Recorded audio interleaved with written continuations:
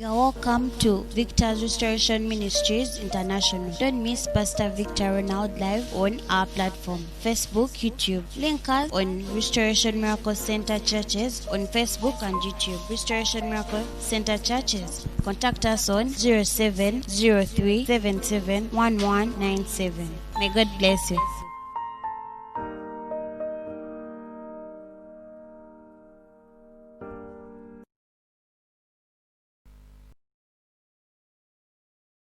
Wali aina solution yo. So in other words, you have wasted time in prayer.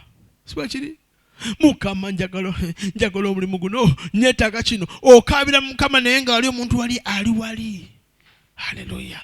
And it only takes the spirit of revelation, the spirit of location, to understand that within that dimension jolimu there are answers. Within that circumference that is surrounding you, the answer is there. Hallelujah. There may be an answer when you don't know. So wastage in the spiritual dimension is key in the last days. We are looking at so many things. We need so many things. We want to run faster. We are could look as faster. Tusoma moyo gwa speed. Mukama njagala kuva wendi. Njagala kutuuka wali. Nayenga tonategeera kyolinawo kikyolinawo. Haleluya. Mujjukira obusumbi aga nti mugamba ate nze munnaye nina looni waliwo muzeeyi gundi yafa ate namugamba obusumbi ddayo obusumbi ofuuke otulle.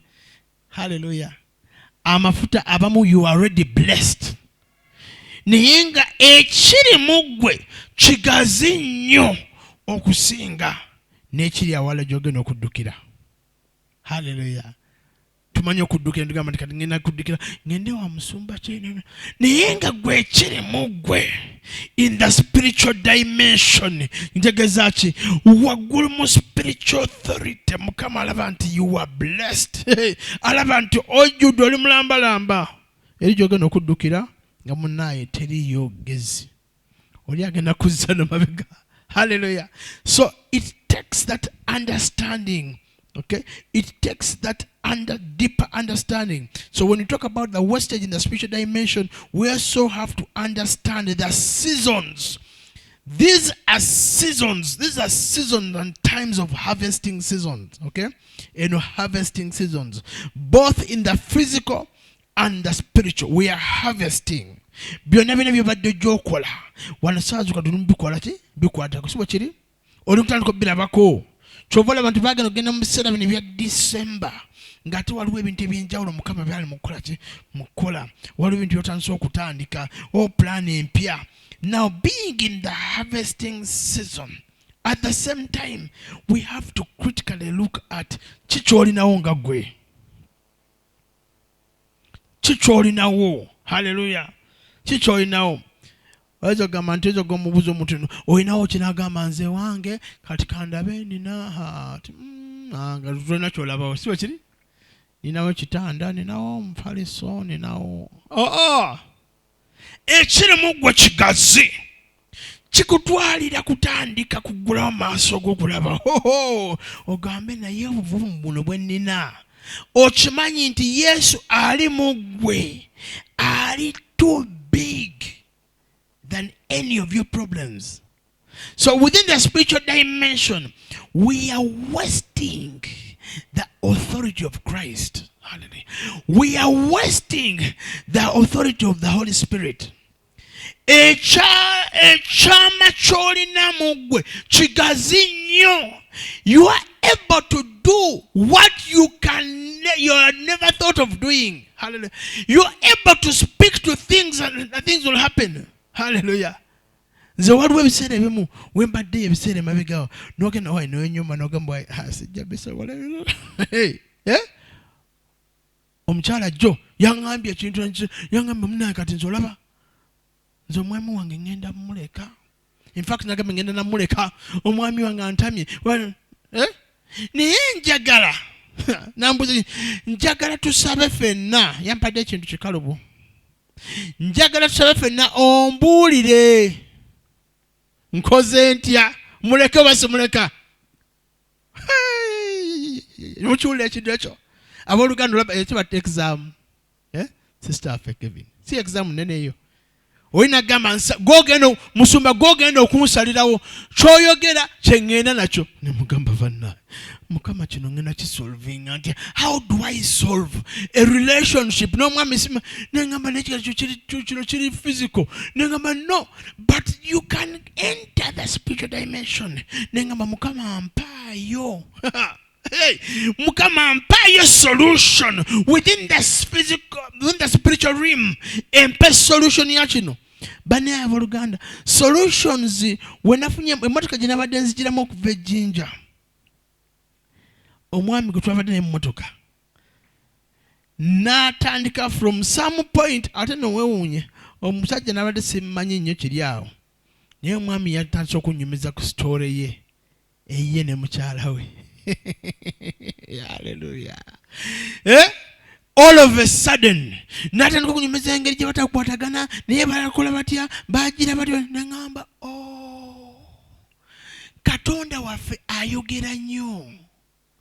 When you turn something from the spiritual, kubanga ojja genda ogamba nti mukama kino kindage omusajja ono mundage naye nga kino kyola abamu kagamba abamu bagenda bagamba nti kino ngekyo ogenda kusibira boti ng'olaba ate ti Rolex zogenda okulya koko nogamba mukama ati sala yono oli ali eri afukamidde agamba musumba ndaga kiki kyolaba omusajja ono gwe omulaba otya nomugamba bannaye sister linda kotukatonga choka tusabirako tusobola okusabirako akaseera nagamba I want answers now yabadde wabweru oli wabweru yangambye agana answers now nengamba mukama ono mukyalo ono ffe tetulimanyi bino omanyi kyevanjaga kifo kino mu restoration tetumanyi kisera byakubuuzaabuuza tetumuyinayo oyo haleluya nti Sister Esther ndaba senga wo yaku Sister Jackie ndaba abamu bajja kugamba ebintu ebitalinayo gye bali bangi nnyo Sister Jackie ndaba olinayo baganda ba8 naye muganda omu bagenda kubuuza Jackie muli bameka aganti ne baganda 2 ngolaba ngambadde mu katemba wabula nageze nengamba mukama no ekintu kino kiri so sensitive within the spiritual dimension mukama asobola kuba ku byagenda okukola ki okuggulirawo so wastage moves closely with disobedience wastage moves very closely with disobedience. God hates disobedience. Hallelujah. God hates disobedience. You'll find that wastage at every point. You waste your time. You waste instructions. Because God Almighty is a spirit. Hallelujah. A spirit. Yes, we are government just as the wind moves. Hallelujah. Yes, hallelujah. You'll never look at it. Ooh, you. Swatchiri. Okujja composing omwoyo omutukuvu. Olinga amaze okwingira within the spiritual dimension. Omutukuvu n'amwambala ayinza okusinzira ayina engeri nyingi gyalaga abantu. Hallelujah. Abamu ffe tulabira ddala waggulu onolaba oti waggulu nolaba notugamba wano waliwo essaala yeetaagisa mukama mulungi. Disobedience of the Almighty. Buli kimukama nakuwa instruction nti gwe olina kubeera muki musinza newerwisa nze sinnatuuka mukama tannampita mukama you are wasting your time. Bible yatugamba bulungi nnyo nti our days are what? Are numbered. So kiri akonako kamanya akoluzungu ajja kuyiga okuwandiika lwampaka. Our days are numbered. 70 byegamba na 70 woyisa awato boogenze nnyo naye wakati mu your days being numbered, the act of disobedience ekisinga otukuba ennyo.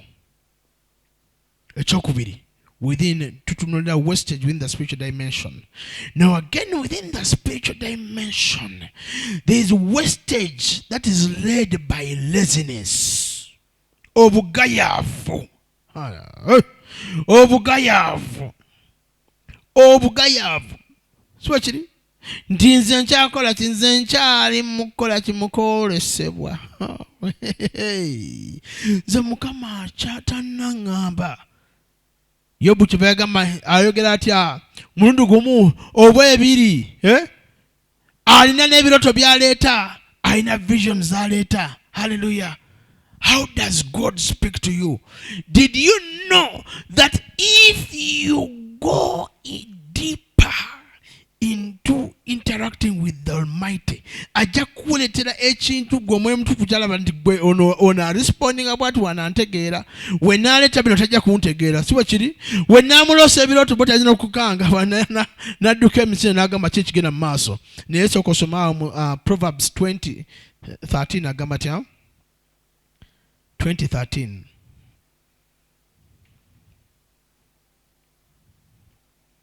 Proverbs 20:13. Minisatu. Toyagalanga kwebaka oleme okutuuka mu bwavu. Zibulanga amaaso go onokutanga emmere. Hallelujah. Do not love sleep or you will grow poor. Yeah? Ndimukwelo, Jack. Olimukolesebwa. Do not love sleep or you will grow poor. Stay awake and you will have food to spare. Stay awake. In the spiritual realm, spiritual dimension, make sure that your spirit is awake. You won't go into wasteful. You won't have wasted your life. How do you? Once you're poor, that is total wastage. Hallelujah. Woboyingide wabira walala. Ng'ogenda okola ki?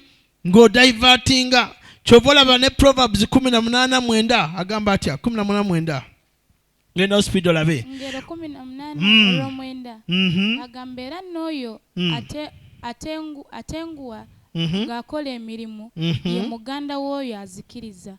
N'oyo akola ki? Atenguwa. Okutenguwa kwe ki?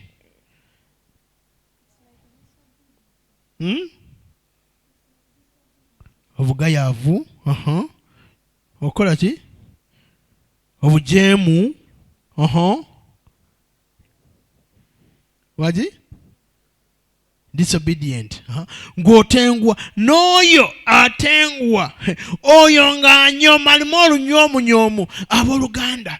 Waliwo level eyinza okujjanga nawe bali nga nawe mulimu olunyoomunyomu. Oli aba olunyoomunyomu nga byonna okolera. Abiteekamu obugayaavu. Abiteekamu. Naye mu process eyo ng'okyali mu process eyo. Kankubuulire. Waliwo ky'ofiirwa ekinene ennyo. Waliwo area joyingiramu. Now, did you know within the spiritual dimension there is also a spirit in charge of wasting your life? Wasting. Stani yajakola atya? To what? To steal, to kill, and to destroy. To steal. Wamala kubba to kill, nakubira ddala nakutira ddala ebirowoozo byonna. Nakufuula ki? Total waste. So in other words, ogwo mwoyo mulamba guli awo guba gulinze. The spirit of wastage. Gulinze kukola ki? Kumalawo bumazi. Mukama mulungi. Kyova olaba nti no tulina okutegeera that time. Wastage is driven by the time. In the spiritual dimension, within the spiritual realm, Sitani afa okulaba nga obudde bukola ki? Bukugendako. Waaki? Gye bukomoka ogenda biki ebitunu by'oyagala okutunulira? Bufumbo. N'ofuna ba time waster. Tujja kutuuka waawo. Abakyala ne bafuna ba time waster.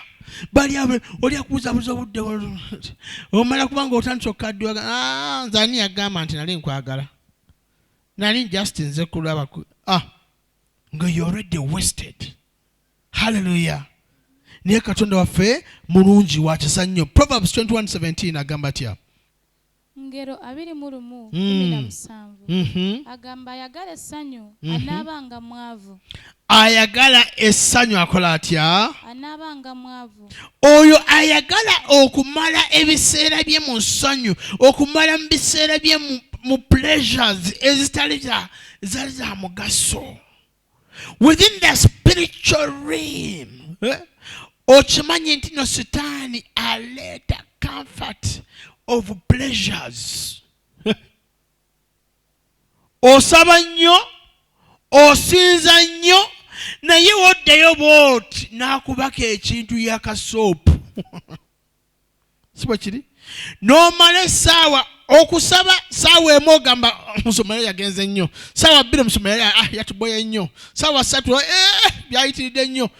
Naye oba ovaayo ng'ogenda ng'odda waka n'ofuna ka soap oba n'ofuna firimu ng'eriko bu episode meka bazitati ezo? Bu episodes nga 10 n'obumalako paka bw'ogenda okulaba. N'akuteekamu ekigambo kya pleasure will become poor. Mmanyi ekigambo musajja Solomon yasaba ebintu yabirabirawo.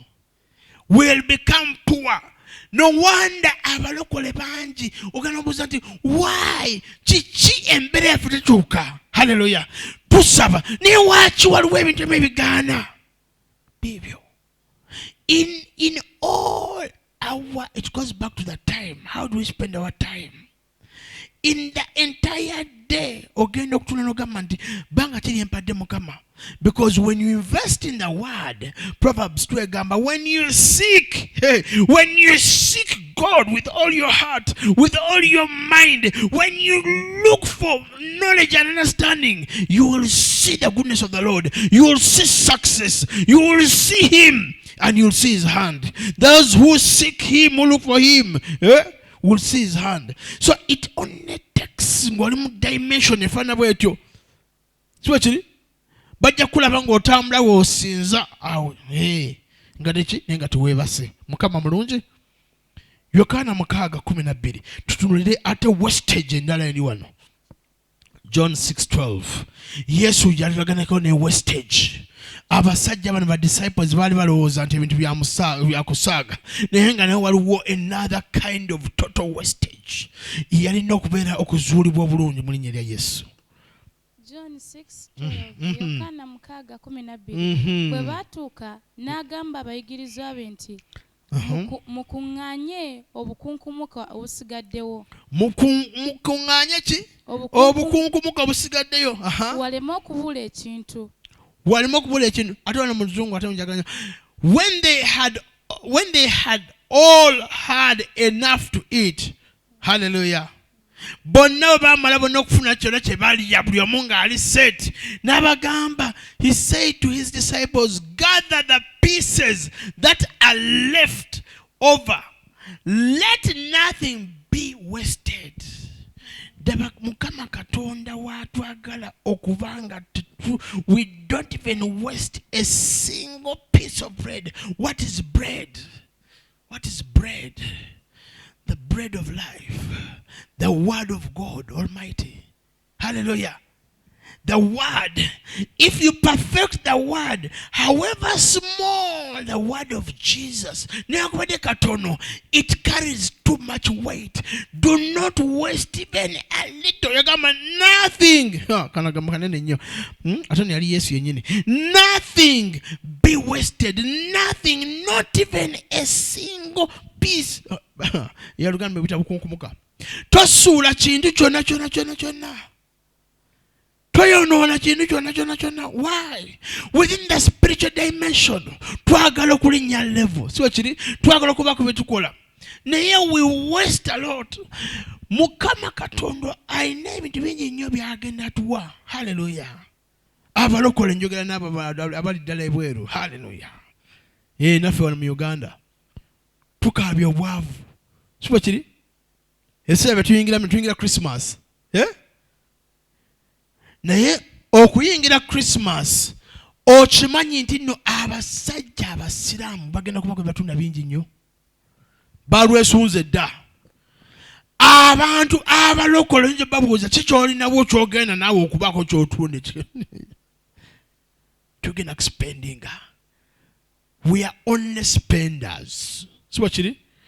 During this season, we are only spenders. We release. We are releasing. We are releasing. Did you know that some Christians, some born again, during this time, bagana kufuna ne loani. Bagana gena mu loans. Hey, Christmas, ayakusanyusa omwami, ayakusanyusa omukyala, ayakusanyusa abaana, ayakusanyusa. Deba Yesu yabagamba no. Whatever nekabaka kugumuka katereke kajja kuba ka mugaso waki oyinza okubako wajja within the spiritual realm you could release it somewhere. Nzukana n'omusumba yes nalipuza musumba ali musumba kayanja ate no yakyogera last year this time hallelujah nengamba banaye ngatula balokole banatuyigiza batya n'agamba why don't you save part buli kwafuna noteekayo n'ogamba nti no nja kusavinga nga nusu 13 lunaku. Hallelujah. Naye ne saving ng'ogenda gyogerako wadde n'okuba tegenda gyogerako wansi nti naye nga ogyogera mu kigambo omanyi kambabulire there is nothing Yesu Katonda kyatanyweza nga kigambo kirina okukola ki kirina okutuukirira. Ate olaba in hallelujah Joshua 1:8 agamba atya keep this word of the law. 1:8 agamba atya Joshua 1:8 keep this word of the law. Njagala babulira waliwo ebintu byogenda okufuna waliwo ebintu byogenda okufuna naye nga otambula mu kigambo. Agama, do not let this book of the Lord depart from your mouth. Meditate on it day and night so that you may be careful to do everything. You may be careful. Bible ezimu bane tezogera kana kagambo kano to do. Naye kigambo is to do. Hallelujah. To do. You have to do. Hallelujah. To do everything written in it. Then you will be what? Prosperous and successful. Hallelujah. Tugane tugamba no mukama baba wa mukisa oyo muwa mukisa naye nga akasente. You have a testimony just 1 month ago. Wafuna chi? Wafuna obukadde 5. Waliwo sister nalimboze mavegao. Nangamba munaye. Okimanyi nti obusajja bonna bwe nafuna obungi. Nenjibuliza sirinaye wadde 5 wadde 10. Hallelujah. Tuli mu kusaba olunaku olwaleero n'omukkiriza n'ogamba mukama njagala mukama osobola okumpayo miliyoni 5. Ojjeko kimu kya 10 meka mutwalo meka 5 omaze ogajjako. Genda kulava endala zonna gamba sister sente zaabaki ate waliwo munaaye ate omanye ebintu ate ne bijja emizimu gy'ekika tegitwalako emizimu gy'ekika zigwa ne bamufiirwa naye nga you have not put anything back into investment. You have wasted. In other words, the spirit of wastage weri. Yes, you got. Do not throw away even a single piece. It was a miracle to get all the loaves of bread and the fish. Hallelujah. It is that spirit of wastage. Jatulina okukuba jatulina okumenya n'ojejjamu n'ogamba omwoyo gwe nviirako ddala. Hallelujah. Omwoyo gwo oguwestinga tegukuwa na birowoozo. Okimanyi nti nno waliwo ekintu ekimu. Hallelujah. Ngenda kutuukawo nawaawo. Naye waliwo ekintu ekimu ekiri nti w'osalawo n'ogamba nti nno nti buli lunaku kabokisi kaako nina okuteekamu 3. N'okuteekamu 3. Hallelujah. N'okisabira n'ogamba God Almighty ngawe kyawandiikibwa muki Yokaana 6:12 I'm not going to waste my money. Hallelujah. Omulimu gye gutandikira nyafu okolawa noba tukizeemu. Hallelujah. Omulimu gye gutandikira eyo Mukama waatandika okusumulula taapu kubanga amanyi bulungi nnyo you're not going to waste. You know, in the spiritual dimension, even as you pray and say, God, provide for me. Nayenga naye kulaba nti provisions zonona zagenda okuwa eno gwogenda kusaasanya bubi bwonono yono ne bwonoonye. Ogenda kulaba ng'essaala erwawo. Why? Prayers are delaying because of our wastefulness. There is a delay. The spirit of delay has come up because we are ready to waste. Hallelujah. And ekigambo kino kyazza wastefulness in the last days. Tuli mu kaseera kano ng'aka Christmas. Mukama mulungi. Omwaka ogujja twagala okukola ki? Binyinyi bye twagala okukola. Hallelujah. Abamu bagala kugula mataka, bagala kuzimba, bagala kukola ebintu byonna ebifaanana bityo. Mukama mulungi. Naye omanyi kigenda kutuukawo ku ssente zonna muntu z'abafunyeeko ogambe nti Christmas ngenda kulya enkoko 4. Omuntu omu ngenda kulya kilo 8. Tulina okulwanisa omwoyo ogwo ogwa wasting our time, wasting our resources, but tugenda kulwana nti we shall start from the spiritual dimension, trying to seek God, trying to find God, trying to ask God, what should I do? Holy Ghost, can you try to align whatever I have to do? Hallelujah. Mtukufu akuguiding. Number 2, tugende ku wastage in families. Wasted in families. Kino kyamaanyi nnyo ate nga kigenda mu maaso. Husbands wasting away their marriages and doing nothing. Ate ekibi kiriwo nti wano basera bawona basajja bonna naye kumanyi online kwe bali. Hallelujah. You are given the authority nga gwe head of the family. You are the head. Being the head, Bible yemanyi nti negulima nti gwogenda okukulira okusaba. Oli mu authority gwenda okukulira ebyokusaba. Naye nga tolina okukola ki? Tolina ky'oliko, tolina ky'okola, tolina kyo. You are wasting away, you are wasted away. Mukama mulungi. Did you know? Ulira, nawe atanagenda agenze. Hallelujah. Kamala kuwa ekintu ekimu ekisobola okwewuunyisa. Did you know nti Proverbs in how many chapters? 31 chapters. Hallelujah. Kino kintu kino mbadde mbagamba wenabadde noonya ansa y'omuntu oli yabadde ambuuza nti omwami oyo nze njagala mmuleka nkole ntya nekinzijira era kubanga Mukama era yakimpaako dda myaka gyadda. I think over 7 years ago. 6 to 7 years ago. Hallelujah. Did you know, Esther? Kati gwe agenda gokyali muki international nabinoonya. Hallelujah. Ate gwe tuba nabinoonya wabula bakunoonya bunoonyi. Abakyala bane mbabulire temuddawo ne mugamba nti nange nze nnoonya. Bakunoonya. Bible gagwe gwe banoonya. Whoever finds a wife, whoever finds a wife, okimanyi nti no marriages zikutuka nga bamu benoonyereza. Mulimu abantu abamu senga sibadde ku guwoniko naali badde abasikayo bebenoonyereza, abakyala bebenoonyereza mwenoonya nze Mukama yamundaze. Bible egamba ati whoever Proverbs 18:22 kasomako malo kategera bulungi nnyo so that you don't waste your time. Proverbs 18:22 alaba omukazi okumufumbirwa alaba ekirungi. Come on.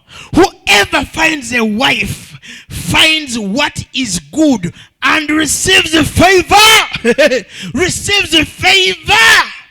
Okimanyi nti nno gwe ali eyo omukyala ng'ogenda kwenoonyeza omusajja. Ebigambo bino tebikolera. Because whatever you'll find is not good, go and onyeza. And you won't receive favor. Favor ejja kusaidia eri. Favor egenda bayamba mwembi. So chiri? Because the Bible yagamba when the two are joined together, they become one. Hallelujah. So you're going to share the favor. Whoever finds a wife finds a good thing and receives the favor. Oh. Now, wastage jirawa. Wastage within families. Soka musajja gwo munonyeza. Chiwa chiri? Mugambi go ene sente zo kujjayo gumbaga manyo kujje wamwe go sasudde. Chiwa chiri? Osasudde sente ezikujje wamwe. Buli kimu go kikoze. Buli kimu kikusaidiyo. Anoganda will you find favor? Ate n'abasajja bennyini. Waki bakunoonya bunoonyi? Go ino okunoonya. Hallelujah. Now, Proverbs 31 is so deep. Proverbs 31 ojirabeyo. Proverbs 31 is beyond deep. Ochimanyi nti where relationships are shaky. Oyina omwami, oyina omukyala munne. Njagala mukola kino olunaku lwaliro. Nyowe mwaba dating. Tonategera muntu. There are 31 chapters. Mu Proverbs. Mwembe musoma Proverbs emwemu. Baina kibawa. Bangamba embaga eneeberawo Apostle tubuulire. Nemagamba mugende musome Proverbs emwemu. Onaasoma naawe osomenga. Mwamba buli lunaku musomemu. Oregula mfune no kubisimu n'ogamba nti ne mu discussing kye bwategedde for 31 days. Hallelujah. Ne 15 tebaatuuka bali nga bayombye dda. In fact, omanzi jukira bulungi. Omukyala yazuula nti omwami abadde amunyaga n'omunyaga ettaka lye. Yali amwagalako ettaka lye. Zanya n'ekigabo kya Mukama. Bagenda okutuuka ne 15. Proverbs 15 tebaatuuka. Why? The word of God is powerful. The word of God is so great. Hebrews 4:12 egamba. It is active and alive. It splits, separates the soul and the spirit. It separates the soul and the spirit. Kigambo kya Mukama. Hallelujah. Bagenda okubaawo Hebrews 4:12. Hallelujah. Bagenda okubaawo nga badde babuzaabuzibwa. Hallelujah. The word of God is active and alive. It's sharper than a double-edged sword. It penetrates even by dividing the soul and the spirit. It will divide the liars. Abakubuzaabuzaabo bagezaako okubuzaabuza. Nkwagala sister, nkwagala nze ngenda kukolera embaga. Jangu tugenda ogamba nindako. The word of God is powerful. Bagenda okusoma Proverbs eyo ogimalayo 31 chapters. Esther eyo gimuwa. Gimuwe mugambe nti tutandika nti tusome ffenna. Somani tusome tudiscussing. Hallelujah. Tuyingireko mu kaseera kano. Onoba wakatuuka ku 10 ojja kutegeera ekigenda mu maaso. Atandika okwekwasa mugamba tusome. Hallelujah. Nedda tusome. Nti 10 mwati amanyi ennaku zengeri gye mbadde manyi tuviolate sobola kusoma chapter emu. The word of God is powerful. It is active and alive. It is sharper. Kutula obulimba babuzaabuza. And that's the word of God. 31 chapters, Proverbs. Hallelujah. No nonsense. It will lead you to avoiding wasteful partners. Hallelujah. That's why you see Proverbs 18:22. The man is set out to seek a wife and to find favor. Favor of the Lord. Favor of the Lord. n'omusajja ennyini as he set out to seek a wife, not a knife. Akati no eri afuuka knife waba bamunoonyeza bunoonye mu linnya erya Yesu. Hallelujah. Mukama, serving by choice. We have to develop the idea of serving. Hallelujah. Waliwo ebintu ebimu bikyasobola kuyimiriramu nga tebirina okuleetera omukisa. Ensigo tosobola kusiga, si kiri? Tolina wonoozijja, tolina wootoola. Hallelujah. Nga Sitaani yagamba gwe bireke ebyo ebya banka bireke, twetaaga na account, tobyetaaga. Naye in the last days tulina okubeera abagezigezi nga ki? Ng'obwana bw'emisota Mwoyo Mutukuvu n'akugaidinga n'agamba no, gulawo account. Nedda, ojja kugyetaaga. Waliwo abantu abagenda okujja, we banajja banakubuuza ate ebiseera ebisinga bigwa bugwe. Hallelujah. Waliwo yanyumidde ejjo oli bamugamba nti kakati yali ali awo ne bamugamba okay, yafuna omulimu mangu nnyo. Kama mulungi. Nafuna omulimu immediately, nafuna omulimu mukusaba abadde ajja asaba. Mukama n'amukola namuwa omulimu. Bamuwa omulimu we yagenda mu office bw'ati. N'amugamba jjuzaawo forms zaawo. Okujjuzaawo forms mukyala mulokola atuuka wali nga account number. Nakubira aposo omanyi wano bangamba account naye bangira nteekawo eyo. Abooluganda waliwo ebintu ebijja nga bagenda babba bubbi ogambe nti bannaye naye Mukama obutuufu tolina kiwakola towanyamba. Hallelujah. Naye nga you have to be ready. Preparation, prepare. Kyekiringa ng'okubeera prepared ng'oyagala waliwo ebintu ebimu ebyetaaga initial preparation noba ng'oli ready. Buli point nekusanga you are somewhere. You have to save. You have to be ready. Hallelujah. Proverbs 21:20 egamba etya? 21:20. Waliwo n'okubanga oli ready. Ebintu ng'obirina. Ebintu nga you are ready. Okay. In the house of the wise are stores of choice of food and oil. In the house of the wise. Mu nnyumba mu mubiri omwo mulimu ebintu omuntu byalina okubanga ali well equipped weebiri. But the foolish man devours all he has. Buli kimu akyajjako talina konna kaatereka. It should be strictly serving. Baako ekintu n'okyogamba nti ndisinga Mukama alina mission gy'akutumye. Wano Musumo omubambi yankwasa ekisa wiiki eri yagenda okuweereza, agenda kutuuka okuvaayo ng'ekibiina ekinene kimuwadde. Ndoza mwali wano nekyogerako luli bamwameka waliwo Musomi yagenda kuweza nga ekibiina ekinene kyonna kino kimuwadde meka 7 nusu 7 kibiina ekigazi kyonna naye nga bambi omusomo naye alina ministry namba kitegeeza ku ministry account eri 0. Naye abooluganda tule mu nnaku ezisembayo nti nno omuntu omulayi nayinza okujja n'akufuulafuula n'akujereka n'okujereka kubanga amanyi you are 0, you are 0%.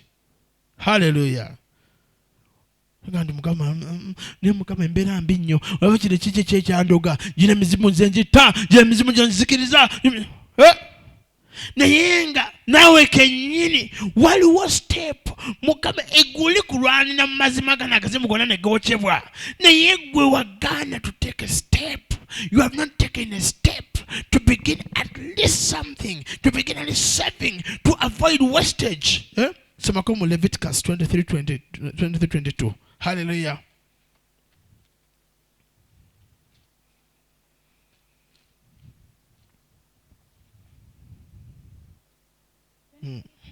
Yeah. Ekyabalevi 22 23:22 23:22 era bwe munakungulanga ebikungulwa eby'ensi yammwe tomaliranga ddala kukungula nsonda za nnimiro yo. Lekako so tolondanga ebyerebwa eby'ebikungulwa byo. Hallelujah. Onoobirekeranga omwavu n'omugenyi. Nze Mukama Katonda wammwe. Wonoomalanga wemunaabanga mutuuse at the time of your harvest. Wonna tusaba essaala Mukama n'atuddamu. Siba kiri? Tusaba capital. Mazima mu capital tusaba ebintu tuzirya. Siba kiri? Mukama njagala yakasente ndi bubi. Hallelujah. Nekimu ky'ekkomerera nakijjako. Naye agamba nti nowakiriko at the edges. Why in the spiritual? Why is it at the edges? Because the edges are supporting your harvest. At the edges. Gezaako okubanga waliwo kyokola ki? Waliwo kyogenda okulekawo. Whatever you are harvesting, whatever Mukama wakyagenda okuddamu, Mukama alina byagenda bakolera nga n'omwaka guno tegunnaggwako. Naye waliwo ebintu without this message. Waliwo abamu nga by the first or second bagenda baga musumba sooka otuyamba ate ebintu byaweddewo era sirinawo keninawo. Hallelujah. Did you do what you had thought you were going to do? Akasede okafuna watandika kyolina okukola wakiggulawo wakitandikawo. Wabatu wakitandika kitegeeza there is a strong spirit of wastage. Siba kiri? Abamu tetusobola na kukuuma n'akawunti. Naffe tubalina eyo ewaffe. Abakyala abamu ye mistake ye gundi tulina tukwata 10,000 n'ogenda wogenda mu katale n'okomawo nga wakiriko otambuza bigenderezo zaweddewo. Gaya omuyembe guli erindazi liri sokisi buli kamu olina okulaba nga it is zero. Siba kiri? Oddeyo mu zero. Hallelujah. Mukama atusaasire atuwe obongo. We need the Holy Spirit to guide us. Because in the last days, in the last days, there is a cunning spirit that is going to trap you because of your incapacity. Ngatoli nawo. Ajana gamba musajja najja nakulimba otolinawo nja kuwa kino. Kubanga osigadde tolinaawo, osigadde n'eddibu ery'amaanyi. Hallelujah. Number 4, the spirit of natural wastefulness. Ekyoyo ekyo ekireeta natural wastefulness nga gweyonoonabo gwe buli kimu ekyokwatako, buli kimu kyolaba, buli kimu kikusika busisi. Unprofitable consumption. Buli kimu okirya buli kimu kyolinawo okimalawo mu mazzi.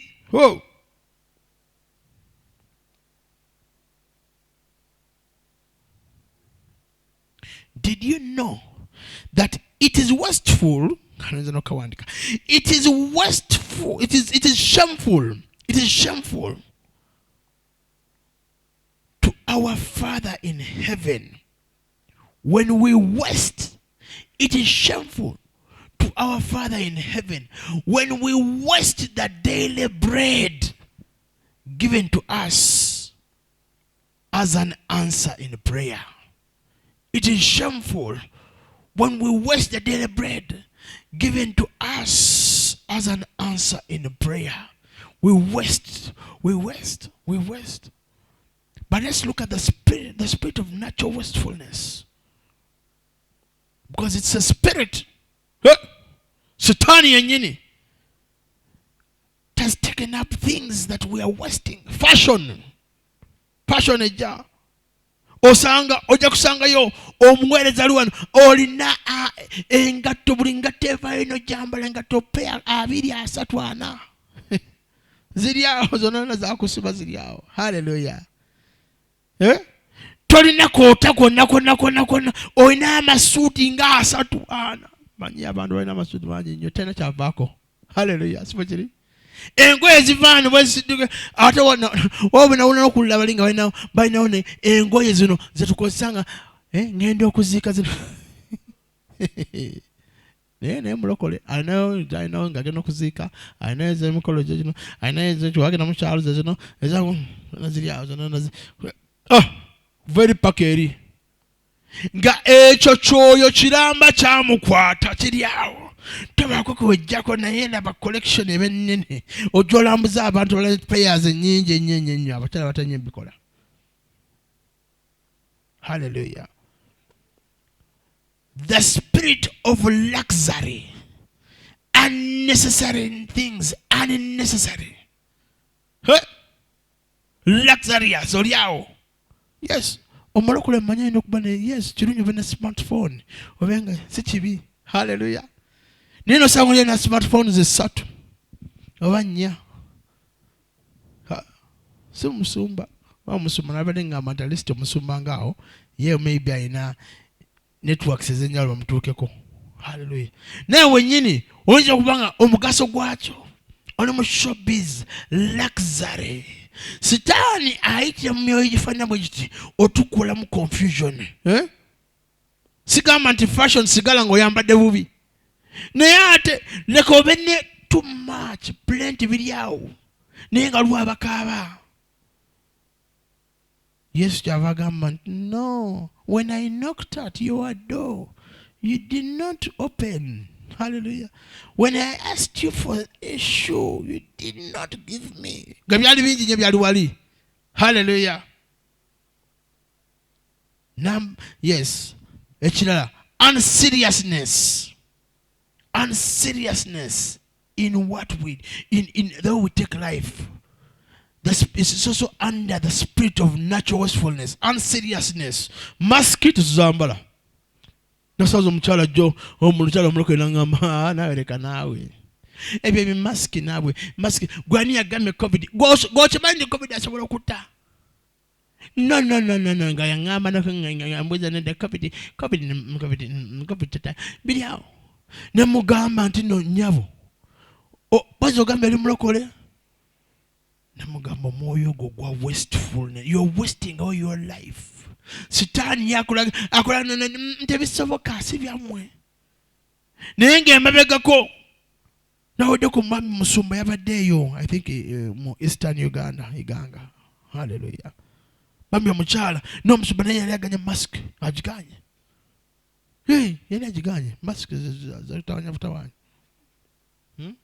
omukyala yagambye paka the last minutes omusajja bambi omusumba bambi yafudde. Eastern Uganda musumba yafudde. Takiriza nti no damintu gyebiri. No sitaani yajja. Yes, sitaani oyo yeetaaga okubibwa naye Mukama waliwo kyakugamba. Hallelujah. Kyova olaba nti abaana ba Isirayiri balina okubanga balina okuteekako omusaayi okubalebolinga. Waliwo kyagamba. Just follow this. Hallelujah. Mukama mulungi. Mukama wajisa nnyo. Kyova olaba nti spirit of natural wastefulness. Point endaliwo abaloza ate bana bagamba nti twasoma awo nno twasoma buli kimu kisobola. We waste a lot of things. Kwegamba niwabeeyo ekyoyo ekikugoberera nga okuva emabega kiri awo kwegamba you don't take anybody as something. Oliawo banageze nyabaddeeyo obakola ki obalamu ebituli abantu batwala kubeera ngonga kya mugaso. Ekisembayo mu the spirit of natural wastefulness. Ebyoyo ebyo birina okubula birina okwekutulako byebyoyo byewaka. Family bondage. Family ties. These family ties have gone into our names. Amanya gaffe kwe batutuma amanya gali awo butanu yali otambuliramu bagana kubula omuntu yali atya oyo omusajja oyo yali mulungi nnyo ku kyalo ng'agaba buli kemu kalina ng'agaba yafa atya ate munnaye ate alina kyagira yanywanga nnyo yamala yagabanga n'anywanga nnyo yalina n'abakyala bangi. yalina abasajja nkumu talina kyali. Haleluya. Mukama mulungi. Tulina okuvuba okulabanga nga tumaliriza, tulina okulabanga ekyoyo. Ask the Lord to keep you from sin of waste. Oleme kubeera nga wona you are full of waste. That's why he says gather every small piece. N'obukukumuka wona bukola ki? Bonna. Heaven hates wasters. You could be a time waster. Yeah? Hallelujah. Hates wasters. We have to fight wastage in the church. Wastage. Hallelujah. We have to dedicate ourselves. Ask the Holy Spirit, guide me today. Guide me today. In Proverbs 2, solution to wastage. Proverbs 2, solution to wastage. And in Proverbs 2,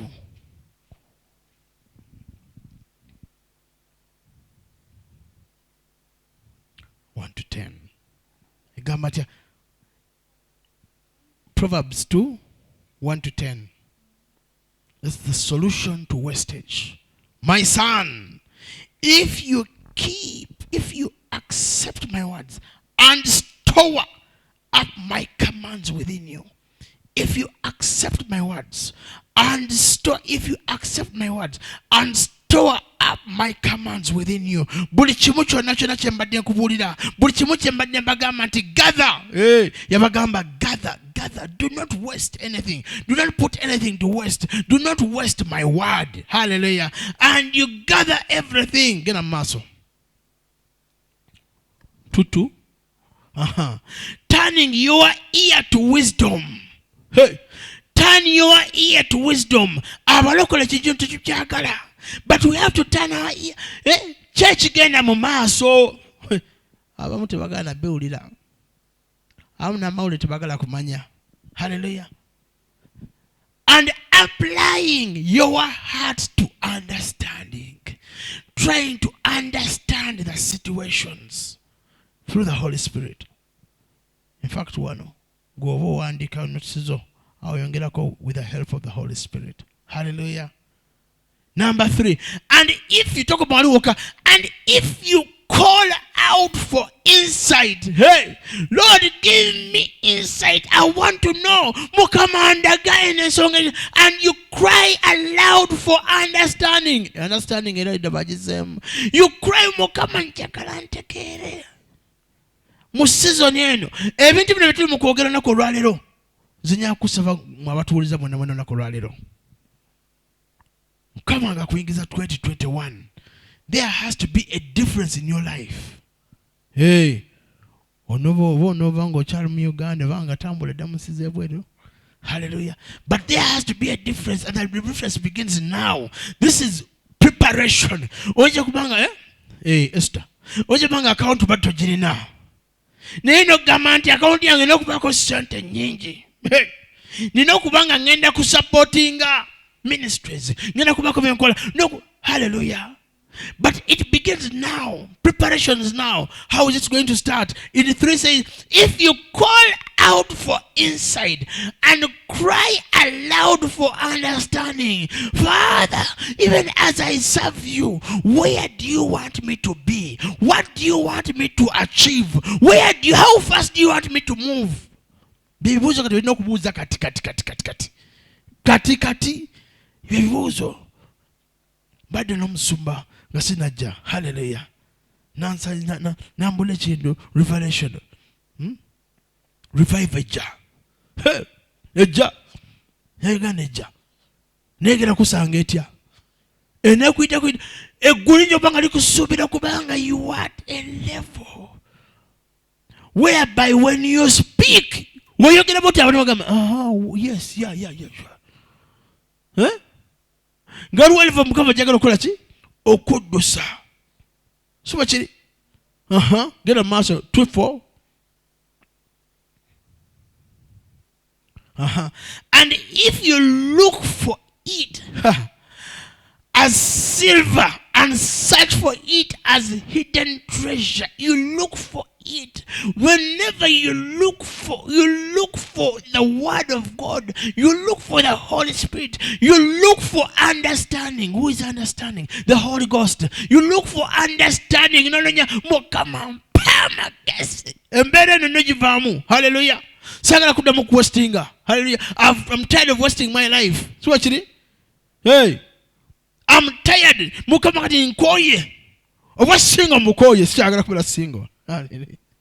Hey, tisoboka. Mukama ndaga. Ndago take me deeper. Show me the hidden treasure. Chichecho, I know Almighty, there's somebody out there who is for me. There's something important that is for me. There's some treasure. There's some job. There's something, oh Lord. No, I won't be wasted. I might have been wasted in 2021, 2020, in 2019, 2018, but 2021 I won't be wasted. Huh? Mukama, show me. What should I do? If you look for it, to look for it in these days, better than now. Sincha, siruri now. Mubiseme bitulemu. No kama Mukama ne dembere no nzeri no kuchuka. So chiri? Eno kolachi. Eno kuchuka. Nino genda kupela kwa mwaka. Nganange I am somebody. Well, in bad something, but I'm a somebody. Get a muscle 2:5. Then, hey, and then you will understand the fear of the Lord and find the knowledge of God. Because as you know, at this point, when you have so many questions, you're going to get an answer. I could get the fear of the Lord. Mukama chichavada kutekede, because he has your destiny. He knows your destiny. Akumanyi bulungi. And then you will understand the fear of the Lord. And know and find the knowledge of the Lord. For the Lord, get a muscle. 2:6. For the Lord gives wisdom, and from his mouth comes knowledge and understanding. So he will speak to you. He will tell you.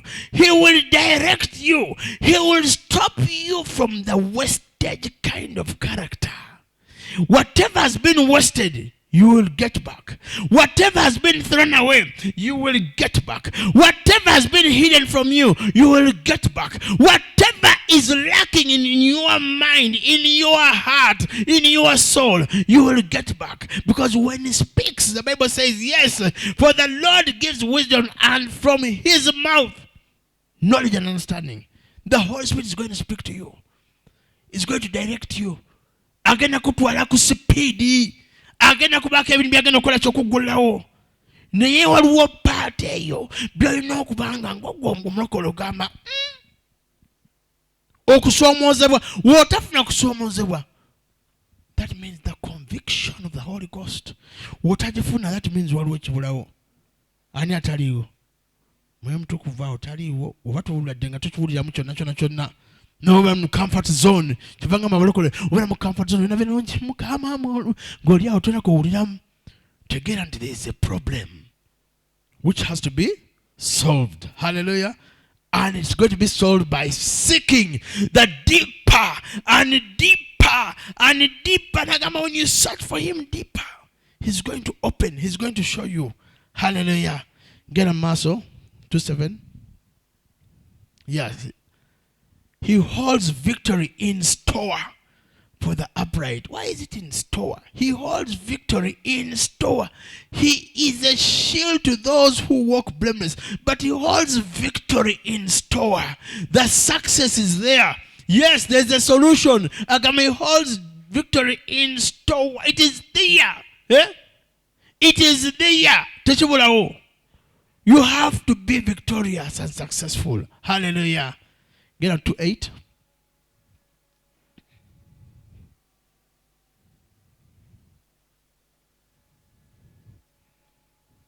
Yes. And he guards the course of the just and protects the way of the faithful ones. Hallelujah. Yes. Whatever he's going to give you, he's going to put protection there. And you are not going to be a waster anymore. In the mighty name of Jesus. Hallelujah. Hallelujah. Yes. Mukama mulungi, mukama wakisa nnyo, mukama tumwebaza olw'ekigambo ekyo ky'olunaku olwaleero. Katukomaawo, mukama mulungi, era mbasaba, let's fight the spirit of wastage. In our lives, in our families. You have to kickstart something. Hallelujah. Zengamba balokole banaye. Kano ke ka time. We have been challenged in the last days. In these last days we have been challenged. But even within the COVID time, we have been challenged. Uganda might go back to another lockdown. Hey, bali bachoge into lockdown. Tuza kudamu nolano gamba nayo. Nenga mukama ageza kugamba no pakuchokula. Pakucho, yes. Balema kupela mano kukwata kulimba. Abantu bagala kujja n'ebisente, Sitaani agala kamala n'ebisente bye. Akulime akwate because of the situation. Nenga mukama ageza kugamba no. Don't waste your time. Pakuchokola. Lockdown wetandika endala, yes. No tambula no mango baddeka. Never come musajja ono Paul, Apostle Paul. He wrote 3/4 of the New Testament. Yaziwandika ali mukomera. Yali mu lockdown. Abalokole, tumeko betukola, tumeko betu publishing. May we publish books? May we, yes. Waliwo abantu bangi nnyo olaba. Sister Angesta. Hallelujah. Yes. Onyo kubango osokuandika message. Osopitandika mpola. Hallelujah.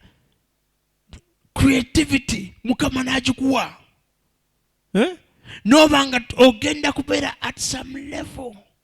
2021 enokusanga at a different level whereby standard chakulimba. Tacha ina ku level kwegamba olema kubanga omuzimu gwakuba mu 2016 no mu 2017 2018 era gochokuba ogukomyawo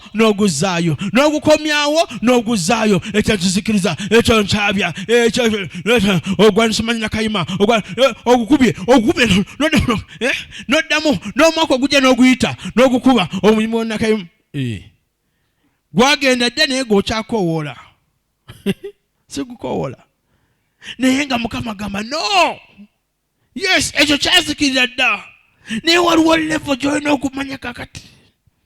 May your eyes open.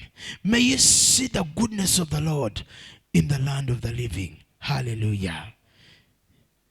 Mutima gwange sinze erinnya lye Yatukufa tekwa muyinza ne Montana yasigalanga ye Mukama ne Montana yasigalanga ye Mukama meme yange tendereza Mukama mutima gwange sinze erinnya lye yatukufa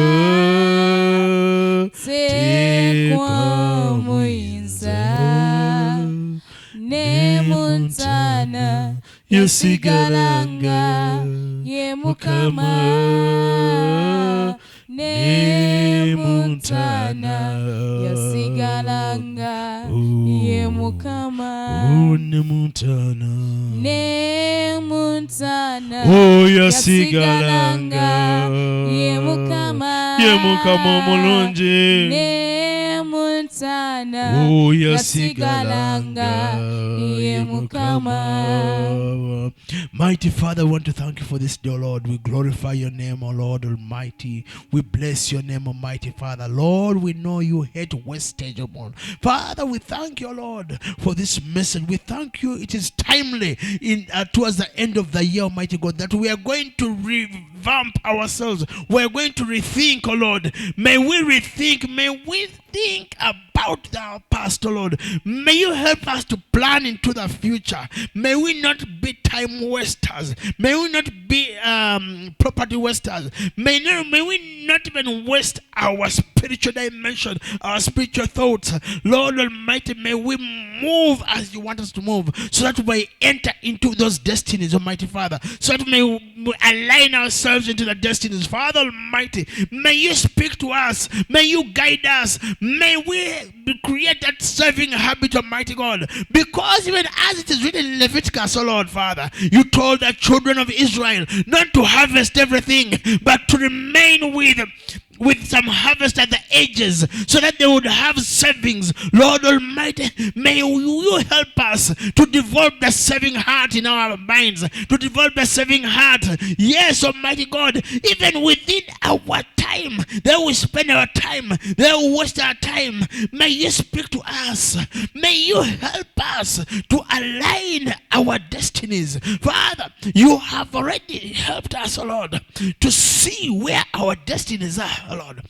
But may we enter them, oh Lord, with the speed and accuracy, with the knowledge and understanding, wisdom. Holy Ghost, may you guide us. We thank you and we glorify your name. Father, tonight, every spirit of wastage, we burn it out in the mighty name of Jesus. We cancel it. We block it out. We flush it out. Every spirit of wastage, may it go out from our homes, from our families, from our children, from our parents, from our villages. May it go out totally in the mighty name of Jesus. Lord, may you cover us with your blood. May you cover your listeners with your blood. May you cover your sheep with your blood. Father, your blood speaks greater and wonderful things. It speaks stronger things. Father, we glorify your name. We love you, Jesus. You are blessed, oh Jesus. Thank you, Jesus. Thank you, Lord. In the mighty name of the Father, the Son, and the Holy Ghost. Amen. Amen. Mukama avawo mukisa.